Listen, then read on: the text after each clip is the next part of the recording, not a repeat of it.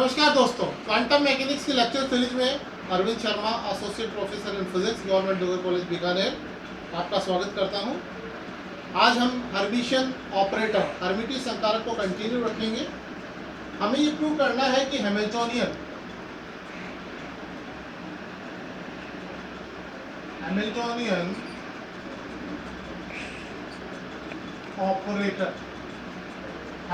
Operator Hermitian संकारक होता है। हमें पता है कि हैमिल्टोनियन ऑपरेटर होता क्या है, -h+2/2m del2 + v। यहाँ पोटेंशियल एनर्जी जो होती है रियल होती है, तो ये ऑटोमेटिकली जो है आपके हर्मिटियन संकारक की कंडीशन को फुलफिल करता है।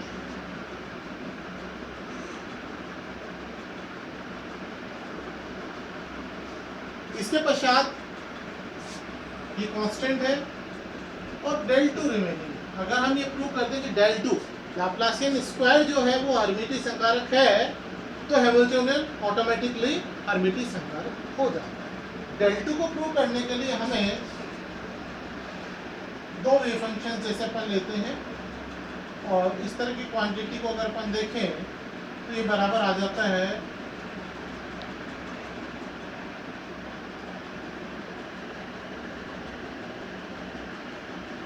+ψ del2।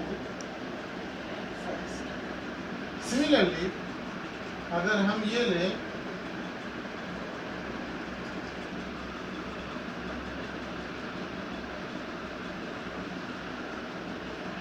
तो ये इक्वल टू आ जाएगा आपके ग्रेडियंट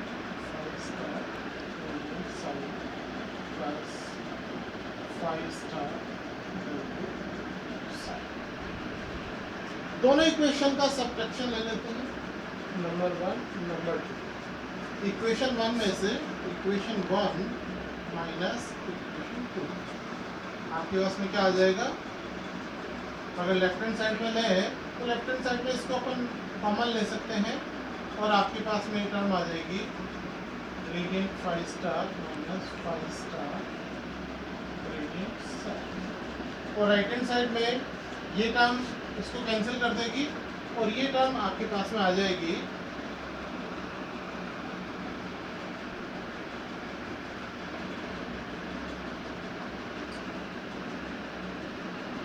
del2 psi। दोनों तरफ वॉल्यूम इंटीग्रल कर दीजिए। पूरी इक्वेशन का वॉल्यूम इंटीग्रल करने से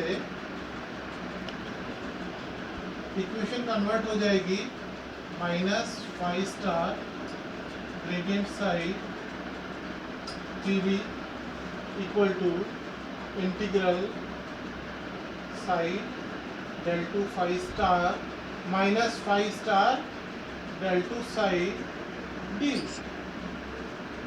वॉल्यूम इंटीग्रल पूरी इक्वेशन का किया। लेफ्ट हैंड साइड पे जो है वॉल्यूम इंटीग्रल है उसको गॉस डाइवर्जेंस प्रमेय से वॉल्यूम इंटीग्रल को, आयतन समाकलन को पृष्ठ समाकलन में, volume integral can be converted into surface integral. आयतन समाकलन को पृष्ठ समाकलन में हम कन्वर्ट कर सकते हैं, और ये इक्वेशन बन जाएगी, ये इंटीग्रेशन बन जाएगा .ds। चूंकि आयतन समाकलन हमने जो बाउंड्रीज यहाँ अनंत पे है, आयतन समाकलन में, और पृष्ठ जो है अनंत पर होने के कारण से साई का मान वहाँ 0 हो जाता है।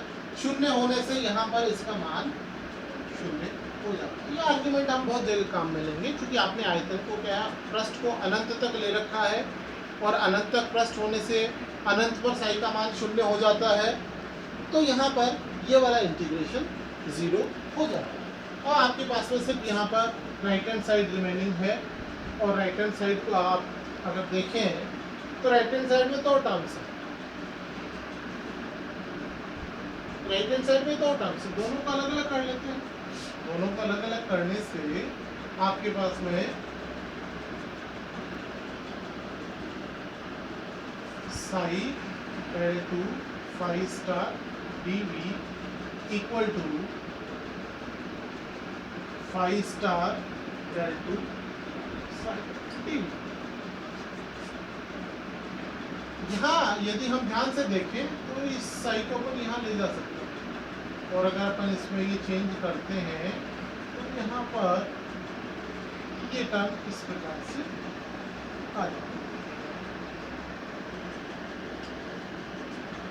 अब चूंकि del 2 जो है, del 2 के कॉम्प्लेक्स चूंकि रियल होने की वजह से अगर इसका अपन कॉम्प्लेक्स कॉन्जुगेट अगर ले लें तो उससे कोई डिफरेंस नहीं आएगा, और यहाँ पर ये टर्म जो है इस प्रकार से किया। तो यहाँ हम क्या देख रहे हैं, ये परिभाषा जो है, ये जो इक्वेशन है हर्मिटियन ऑपरेटर की इक्वेशन है। यहाँ del 2 ऑपरेटर है, यहाँ del 2 ऑपरेटर है, और ये वैसा ही आयतन समाकलन है जैसा हर्मिटियन संकारक संतुष्ट करते हैं। अतः ये सिद्ध होता है कि del 2 जो है वह हर्मिटियन संकारक होता है, हर्मिटियन ऑपरेटर होता है, अर्थात v को हमने प्रूव कर दिया और हमने del 2 को कर दिया, कांस्टेंट राशि है, अतः हैमिल्टोनियन भी आपके हर्मिटियन संकारक। अब हम दो थ्योरम से हर्मिटियन संकारक की उसको देखते हैं जो आपकी पूछी जाती है। पहली थ्योरम है हर्मिटियन संकारक का जो आइगन मान होता है वो वास्तविक होता है। Eigen value of Hermitian operator is always real. आपके हर्मिटियन संकारक का आइगन मान, आइगन वैल्यू ऑफ हर्मिटियन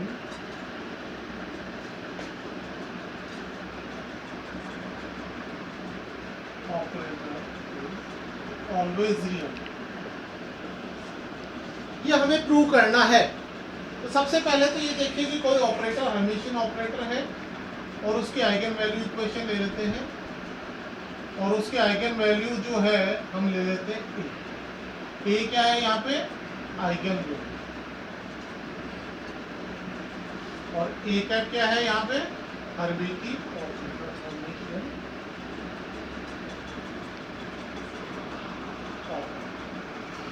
ये आपके पास है operator.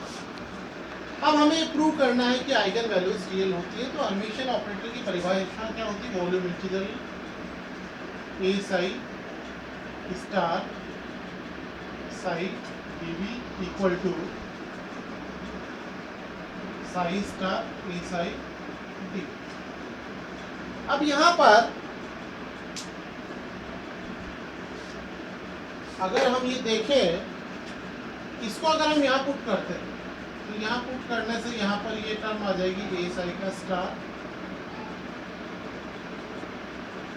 Equal to psi star A psi T. A eigen value है, आइगन वैल्यू नंबर होता है, वो इंटीग्रेशन पे डिपेंड नहीं करता है, एक को हम बाहर ले सकते हैं और ये आपके पास आ जाएगा psi star D V equal to A psi star psi T. दोनों को अगर एक साइड ले लें तो एक साइड लेने से A star minus A integral psi star psi T बराबर। अब यहाँ पर आपके चूंकि जो इंटीग्रेशन है वो जीरो नहीं है, एक ही कांस्टेंट राशि है, अर्थात आपके ये बराबर जीरो हो गया, अर्थात दोनों आपके जो आइगन मान है ए स्टार इक्वल टू ए, अर्थात जो आइगन मान है वो वास्तविक होता है, यहाँ ये सिद्ध होता है। अब अगली जो थ्योरम है, यदि आपके पास में हर्मिटियन संकारक है और उससे संबंधित जो दो स्विच आर्बिट्ररी दो स्विच तरंग फलन है तो उनसे संबंधित जो आइगन वैल्यूज होती हैं, अगर मान लीजिए दो डिफरेंट है, दोनों आइगन वैल्यूज कैसे ले लें डिफरेंट है, उस स्थिति में दोनों आइगन फलन जो होंगे वो ऑर्थोगोनल होते हैं। If Hermitian operator have two different eigenvalues corresponding to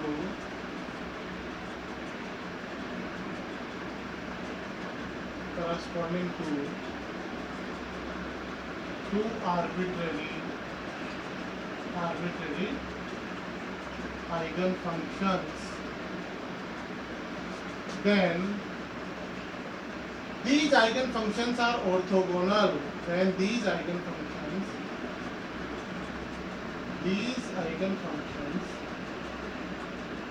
are orthogonal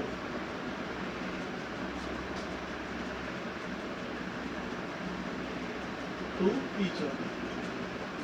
अर्थात हमें दो आइगन फंक्शंस लेने हैं, दो आइगन वैल्यूज लेनी है। हर्मिशियन ऑपरेटर एक होगा। सपोज कर लीजिए कि आपके पास में आइगन फंक्शन है साई एन, आइगन वैल्यू है साई एन ए एन, दूसरा आइगन फंक्शन है साई एम, आइगन वैल्यू है ए एम साई एन। अब हमें ये प्रूव करना है साई एन और साई एम जो है वो ऑर्थोगोनल होते हैं। तो इसके लिए हम हर्मिशियन ऑपरेटर की परिभाषा से शुरू करेंगे। परिभाषा अर्थात जो आयतन समाकलन संतुष्ट करता है हर्मिशियन संकारक equal to psi N star A psi. इसमें हमारे पास में जो इक्वेशंस है 1 और 2, इक्वेशन 1 और 2 को हम 3 में रिप्लेस करते हैं। यहाँ देखिए ए साई एन कितना होता है, A n psi n equal to psi N star A psi m बराबर क्या होता है, A m psi n d. Eigen values का हमें पता है, जो आपके नंबर होता है इंटीग्रेशन के बाहर आ जाएगा इक्वल टू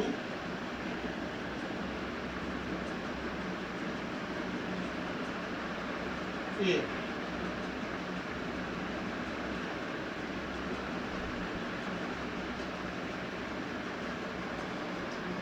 अब यहां हमें दोनों को अगर एक तरफ ले लें, A N star minus A M,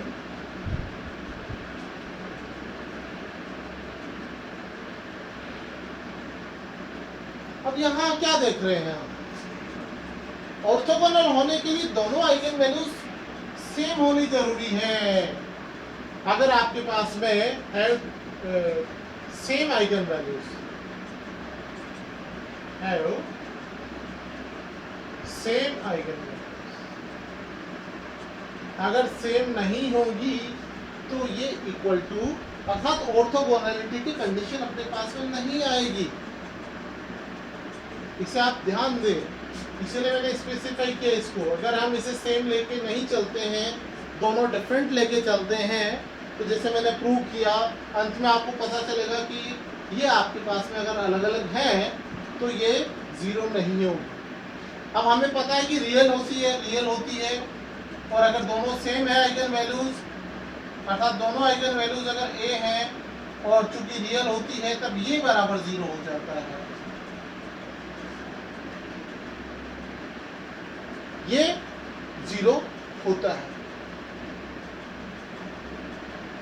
परंतु ये जीरो नहीं है। यहाँ यही मैं समझाने की कोशिश कर रहा हूं। अभी आप देखिए कि अगर आपके पास में सेम होती है तो नहीं होती है, इसीलिए इस चीज को आप बहुत ध्यान से देखें। Two different eigen values A N star A M, A N star A N के बराबर हो गया, ये वाला पार्ट जीरो के बराबर नहीं है। तो जीरो कौन सा हुआ, आपके पास में इंटीग्रेशन वाला पार्ट जीरो होगा। Psi N star psi M D V बराबर जीरो। जब तक आप करते नहीं, करने के बाद में आपको पता चलता है। जब आप इसे देखते हैं कि डिफरेंट लेना है नहीं लेना है, आप कुछ लेके चलिए, और जब आप लेके चलेंगे, जब आप रिजल्ट्स निकालेंगे, तो आपको रिजल्ट्स निकालने से कुछ सीखने को मिलता है कि ऐसा क्यों हो रहा है। ये निश्चित रूप से आपके एग्जाम में बहुत काम आती है चीज़ें। ये छोटी छोटी चीज़ें हैं जो एग्जामिनेशन पॉइंट ऑफ व्यू से बहुत महत्वपूर्ण होती है। जब तक हम कुछ नई चीज़ लेकर नहीं चलते हैं, जैसे बुक में जो दिया वो आपने लेकर चला और आपने प्रूव कर लिया, आप कुछ डिफरेंट लेके चलिए, तब आपको पता चलता है कि रिजल्ट्स में क्यों अंतर आ रहा है। तो इस प्रकार से हमने हर्मिटियन ऑपरेटर के लिए दो थ्योरम्स भी प्रूव की जो ज़्यादातर आपकी पूछी जाती है, और ये कंडीशन क्या प्रूव करती है? ये कंडीशन ये प्रूव करती है कि दोनों आइगन फंक्शंस ऑर्थोगोनल हैं, जो हमें प्रूव करना था। धन्यवाद दोस्तों, क्वांटम मैकेनिक्स की लेक्चर सीरीज में फिर मिलेंगे। धन्यवाद।